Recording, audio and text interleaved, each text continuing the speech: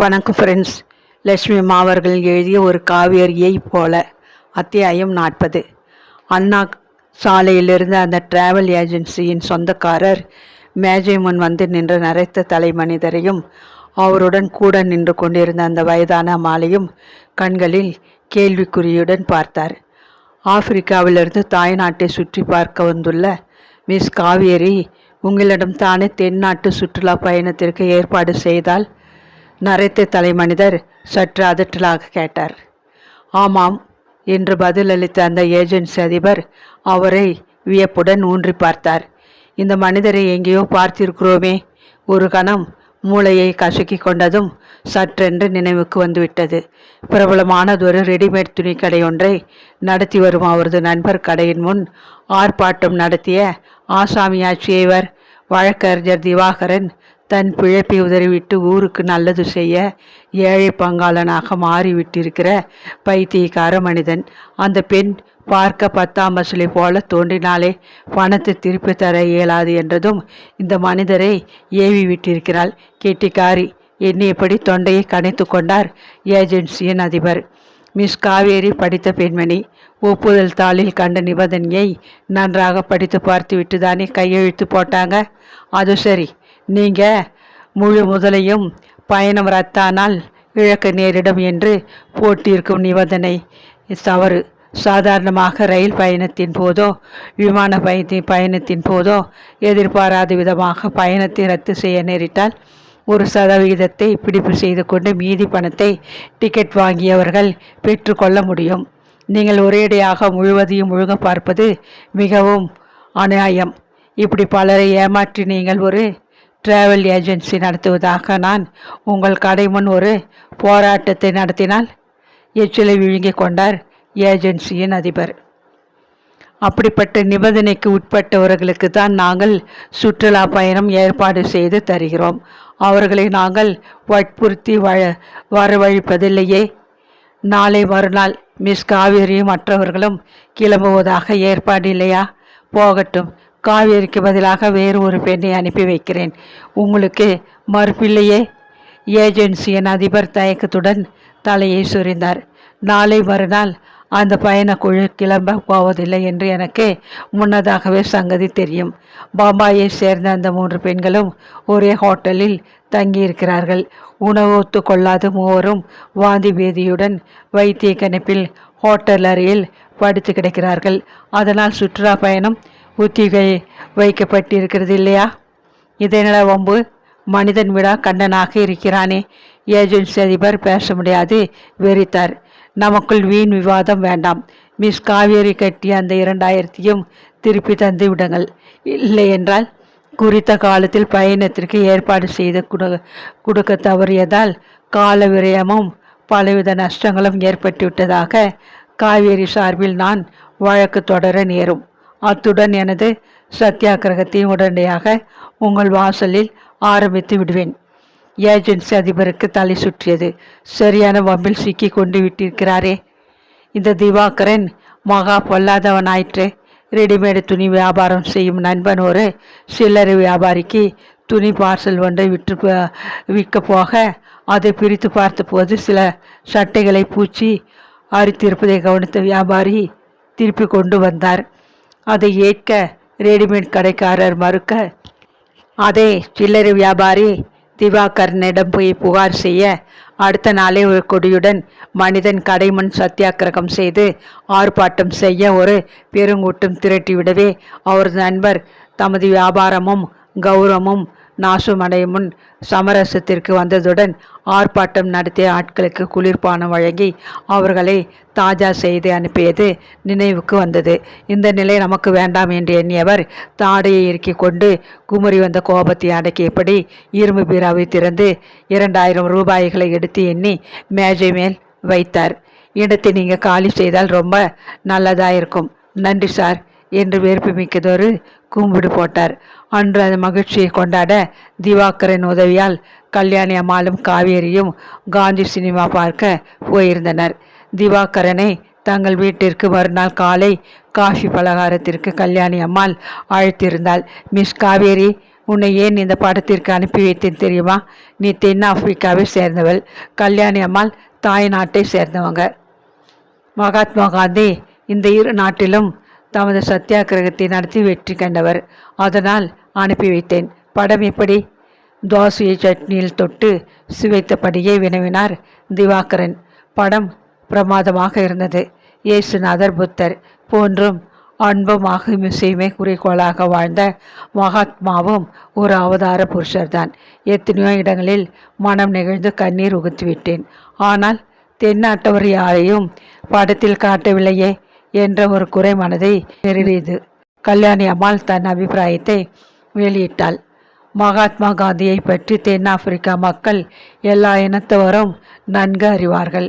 அவர் நினைவை போற்றும் வகையில் காந்தி செந்தமிழ் பாடசாலை, காந்தி தாகூர் நூல் நிலையம் என்பவை டர்பன் நகரில் உள்ளன. நகரத்திற்கு 30 கிலோமீட்டர் தொலைவில் காந்தியடிகள் ஆரம்பித்து வைத்த ஃபீனிக்ஸ் செட்டில்மெண்ட் என்ற ஆசிரமம் இன்று ஒரு மியூசியமாக பாதுகாக்கப்பட்டு அவரது மருமகள் திருமதி சுஷ்லா காந்தி அம்மையாரால் செவனே மேற்பார்வையிடப்பட்டு பல நாட்டவர்களின் கவனத்தை கவரும் வகையில் பிரபலமாகி உள்ளது. ஜோகன்ஸ்பர்க்கிலும் அவர் ஆரம்பித்த டால்ஸ்டாய் பண்ணையை பற்றி அறிந்தவர்கள் பலர் இருக்கின்றனர். அந்த இடம் பத்திரமாக பாதுகாக்கப்படாது போனது ஒரு பெரும் தவறு. காந்தியடிகளை மாரிட்ஸ்பர்க் ரயில் நிலையத்தில் பிளாட்பாரத்தில் விழத்தள்ளிவிட்ட அந்த இடத்தை நான் என் பெரிய அண்ணனுடன் சென்று நேரில் பார்த்திருக்கிறேன். அவர் விழுந்த இடத்தை தொட்டு கும்பிட்டிருக்கிறேன். பலே, உனக்கு காந்தியடிகள் மீது அத்தனை பக்தியா? மனிதனின் அடிப்படை உரிமைகளை பற்றி தீவிரமாக சிந்திக்கும் ஒவ்வொரு மனிதரும் அவர் காட்டிய வழியை பற்றி கட்டாயம் சிந்திப்பார்கள். அந்த வகையில் எனக்கு அவர் மீது மற்றற்ற பற்று உண்டு. தென்னாப்பிரிக்காவில் காந்தியடிகள் நடத்திய போராட்டங்களின் போது அதில் எல்லா இனத்து இந்திய மக்களும் கலந்து கொண்டனர். ஜோகன்ஸ்பர்க்கில் PK நாயுடு என்பவர் தம் குடும்பத்துடன் காந்தியடி உட்கார்ந்து எடுத்து கொண்டு உள்ளதொரு புகைப்படத்தை இந்த ஊர் குரலகத்தில் இன்றைக்கும் பார்க்கலாமே. இந்த நாயுடுவை பற்றியோ வேறு எந்த தமிழரை பற்றியோ படத்தில் எந்த இடத்திலும் ஒரு வார்த்தை கூட பேசப்படவில்லை. முக்கியமாக நாங்கள் எல்லாம் பெரும் மதிப்புடன் பேசும் எங்கள் தில்லையாடி வள்ளியம்மல் முனிசாமியை பதில் ஒரு இடத்தில் கூட காட்டவில்லை என்பது எனக்கு மகா குறையாக தெரிந்தது. ஏனென்றால் மகாத்மா காந்தி அவர்களின் சுயசரிதையிலே வள்ளியம்மாளை பற்றி குறிப்பிட்டிருக்கிறார். 17 வயது நிரம்பிய வள்ளியம்மாள் முனிசாமி சத்தியகிரக போராட்டத்தில் ஈடுபட்டு சிறைக்கு சென்று அதில் காய்ச்சல் அடைந்து விடுதலையாகி வீட்டில் மரண படுக்கையில் இருந்தபோது நான் அவளை கேட்டேன், வள்ளியம்மா, நீ போராட்டத்தில் சேர்ந்து சிறைக்கு சென்றதை பற்றி வருந்துகிறாயா? அவள் சொன்னாள், வருத்தமா?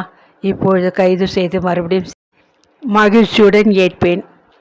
அதன் பலனாக இறந்து போனால் உரிமை போராட்டத்திற்கு மன மகிழ்ச்சியுடன் உயிரை கொடுப்பேன். சில நாட்களுக்கு பின் வள்ளியம்மாள் இறந்து போனாள். அவளுக்கு நாட்டில் பல இடங்களில் அனுதாப கூட்டங்கள் நடந்தன. தமிழ்நாட்டின் வீராங்கனையான இந்த பெண் செய்த தியாகம் சுதந்திர போராட்ட வரலாற்றிலே மங்காது இடம்பெற்றுவிட்டது. இந்த தோரணையில் காந்தியடிகள் தமது சுயசரிதத்தில் எழுதியிருக்கிறார். இதை மேற்கோளாக காட்டி காந்தி காட்டிய வழியிலே என்ற தமது புத்தகத்தில் திரு ஹோமர் ஏ ஜாக் என்பவர் எழுதியிருக்கிறார். அவர் ஆப்பிரிக்காவிற்கு வந்ததும் வள்ளியம்மாளின் கல்லறையை பார்வையிட விரும்பி நண்பர்களுடன் சென்று அவளுக்கு அஞ்சலி செலுத்தினார் என்ற விவரமும் இருந்தது. அப்படிப்பட்ட எங்கள் தில்லையாடி வள்ளியம்மாளை இந்த படத்தில் காணாத போது நான் கண் கலங்கி கண்ணீர் விட்டுவிட்டேன். மிஸ் காவேரி, இந்த படம் காந்தியடிகளை பற்றி அவரது கொள்கைகள் போராட்டங்களை சுற்றியே எடுக்கப்பட்டது. அவருக்கு தெரிந்த அத்தனை பேரையும் வைத்து எடுப்பது என்றால் சாத்தியப்படாது. உன் மனக்குறையை நீ வேறு விதமாக தீர்த்து கொள்ள இயலும். காவேரி திவாகரனை வியப்புடன் பார்த்தாள். தமிழ்நாட்டை பொறுத்தவரை நாங்கள் வள்ளியம்மாளின் நினைவுக்கு அஞ்சலி செலுத்தும் வகையில் தில்லையாடியில் அவளுக்கு சிலை அமைத்து சென்னையில் அவள் பெயரில் ஒரு கட்டிடம் கட்டி கைத்தறி விற்பனைக்கு அமைத்து விட்டிருக்கிறோம். பெரும்பாலான தமிழருக்கு வள்ளியம்மாளை பற்றி தெரியும். அவளுக்கு அஞ்சலி செலுத்த நீ விரும்பினால் உடனடியாக உன் பிறந்த நாட்டுக்கு திரும்பி போக வேண்டும். 17 வயதே நிரம்பிய அந்த சிறு பெண் ஏற்றி வைத்த தியாகத்தையே நீ மேலும் சுடர்விட்டு எரிய செய்ய வேண்டும். அதுதான் நீங்கள் எல்லோரும் அவளுக்கு செய்யக்கூடிய நினைவஞ்சலி. காவேரி, மிஸ்டர் திவாகரன் சொல்வது முற்றிலும் சரி. தாமோதரன் உன் பாஸ்போர்ட் எண், தேதி முதலியவற்றை பற்றி குறிப்பிட்டு கடிதம் போட்டதும் உடனடியாக போலீஸில் புகார் செய்து புகாரின் நகலை வாங்கி அவருக்கு அனுப்பு. உனக்கு பாஸ்போர்ட்டும் கணிசமாக செலவுக்கு பணமும் வரும். ஊருக்கு கிளம்பு. ஆண்டி, தாமோதரனிடமிருந்து பண உதவி பெறுவது எனக்கு ரொம்ப வெட்கமாக இருக்கிறது. இருவரும் ஒருவரையொருவர் காதலிக்கிறீங்க, இனி வெட்கம் ஏன்? திவாகரன் உரத்து சிரித்தார். காதலித்தால் மட்டும் போதுமா ஆண்டி? மெல்லிய குரலில் கல்யாணியின் காதுகளில் மட்டும் கேட்கும்படி சொன்னாள். கவலைப்படாதே, சீக்கிரம் அதற்கு ஒரு நல்ல முடிவு கட்டிவிட்டதாக ஒரு கடிதம் வரும். பிறகு சொல்வாய். செல்லமாக வேடிக்கையாக அவள் முதுகை தட்டினாள் கல்யாணி. அதற்கு பின்னர் நேரம் மிகவும் வேகமாக விரைவாக ஓடியது. கல்யாணி அம்மாளுடன் கச்சேரி, நடன, நாடக காட்சிகளுக்கு போய் வந்தால் காவேரி. ஊரில் இருந்த அத்தனை கோயில்களையும் தரிசித்தாள். டிராவல் ஏஜென்சி திருப்பி தந்த பணத்தை உபயோகித்து கட்ட சில புடவைகள் வாங்கி கொண்டாள். பொருத்தமான ரவிக்கைகள் சில தைத்து கொண்டாள். கல்யாணி அம்மாளின் கவனிப்பு, திவாகரனின் உற்சாகமான பேச்சுக்கள், நல்ல உணவு, பல இனிமையான எதிர்பார்ப்புகள், இவைகளால் ஒரு சில நாட்களில் காவேரி நன்றாகவே மாறிப்போனாள். கண்களை சுற்றி படர்ந்திருந்த கருவளையங்கள் மறைந்து கன்னத்தில் மகிழ்ச்சி பளபளக்க அவள் மிகவும் அழகாக தென்பட்டாள். 2 வாரங்களுக்கு பின்னர் காவேரியின் முகவரிக்கு தாமோதரனிடமிருந்து ரிஜிஸ்டர் தபாலில் கடிதம் வந்தது. கைகள் நடுங்க, மன மகிழ்ச்சியில் பரபரக்க கடித உரையை கிழித்தாள். அவள் கை செலவிற்கு கணிசமானதொரு தொகைக்கு ஒரு டிராப்ட் அனுப்பியிருந்தான் தாமோதரன். அத்துடன் பாஸ்போர்ட்டின் எண், கிடைத்த தேதி, ஊர் முதலிய விவரம் குறித்த கடிதமும் அனுப்பியிருந்தான். 3வதாக நீல வண்ண மெல்லிய காகிதத்தில் அவன் அவளுக்காக எழுதியிருந்ததை அவளுடன் படித்தாள். அன்புள்ள என் காவேரி, உனது குரலை மீண்டும் தொலைபேசியில் கேட்டு நான் அடைந்த மகிழ்ச்சியையும் வியப்பையும் வார்த்தைகளால் விளக்க இயலாது. மறுபடியும் வெட்கத்தை விட்டு கேட்கிறேன். நீ என்னை திருமணம் செய்து கொள்வாயா? உன்னை மனைவியாக அடைவது பெரும் பாக்கியம் என கருதுகிறேன். ஞாயிற்றுக்கிழமை தென்னாப்பிரிக்கா நேரம் இரவு 9 மணிக்கு. அப்போது தாய்நாட்டில் இரவு 12:30ஆக இருக்கும். அதாவது முகூர்த்த நாளாம். நண்பர் ஒருவர் சொன்னார். அந்த நல்ல வேளையில் உன் வாயால் உன் விருப்பத்தை தொலைபேசி மூலம் கேட்க ஆசைப்படுகிறேன். எனது போனுக்காக காத்திரு. நான் 4 நட்சத்திரம் பார்க்கிறேனே என்று உனக்கு வேடிக்கையாக இருக்கிறதா? இவைகளை நீ நம்புகிறாயே? உன் நம்பிக்கையை அழிக்க எனக்கு மனமில்லை. உன்னுடன் எல்லா விஷயங்களிலும் ஒத்துப்போவது என்ற முடிவுடன் தான் எழுதுகிறேன். நல்ல எதிர்பார்ப்புடன் காத்திருப்பேன். அன்பன், தாமோதரன். ஆண்டி என்ற ஆனந்தத்தில் பேச முடியாது திணறிய காவேரி கடிதத்தை கல்யாணி அம்மாளிடம் கொடுத்தாள். அதை படித்துவிட்டு முறவழித்தாள் அவள். என்ன பதில் சொல்லப் போகிறாய் காவேரி? வேடிக்கையாக அவள் கன்னத்தை கிள்ளினாள். என்ன பதில் சொல்வேன் என்று நினைக்கிறீங்க? I love Damu. அவர் மணக்க ஆசைப்படுவதை கடிதத்தில் தெரிவித்திருக்கிறார். போனில் என் பதிலை கேட்க போகிறார். இந்த பிறவியிலும் இனி எடுக்க போகும் பல பிறவிகளிலும் உங்களையே தான் மணக்க விரும்புகிறேன்னு சொல்ல போகிறேன். பல சமீபத்தில் உன்னை நான் சில பழைய தமிழ் படங்களை பார்க்க அழைத்து போனேன் இல்லையா? அதனுடைய பாதிப்பு பரவாயில்லை. தாமோதரன் நல்ல மனிதன். என்னை சந்தோஷமாக வைத்து காப்பாற்ற போகும் ஒரு கண்ணியமானவர், மனதிற்கு இனியவர். அவரை நான் காதலிக்கிறேன். கடைசி மூச்சு வரை அவரது உண்மையான மனைவியாக இருந்து அவரது எல்லா பணிகளிலும் அவருக்கு துணையாக இருப்பேன். அதுதான் ஒரு தமிழ் பெண்ணுக்கு அழகு. இனி முகூர்த்த புடவை, நகைகள், இவைகளை பற்றி சிந்திக்கணும். கடைகளுக்கு அலையணும். ஆமாம், நான் யார் வீட்டை சேர்ந்தவள்? தெரியலையே. எனக்கு தாமோதரன் குடும்பத்தையும் நல்லாவே தெரியும். கல்யாணி சிரித்தாள். என் பெரிய அண்ணி சௌந்தரிக்கு நீங்கள் ரொம்ப நெருங்கிய தோழி. அந்த வகையில் பெண் வீட்டை சேர்ந்தவங்க. தாமுவின் கடிதத்தை பார்த்துவிட்டு கட்சி மாறிடாதீங்க, பத்திரம். மகிழ்ச்சி கட்டுக்கொள்ளாது காவேரி சிரித்தாள். நிம்மதியாக சிரித்தாள். வருங்காலத்தை எண்ணி இனிய எதிர்பார்ப்புகளுடன் சிரித்தாள்.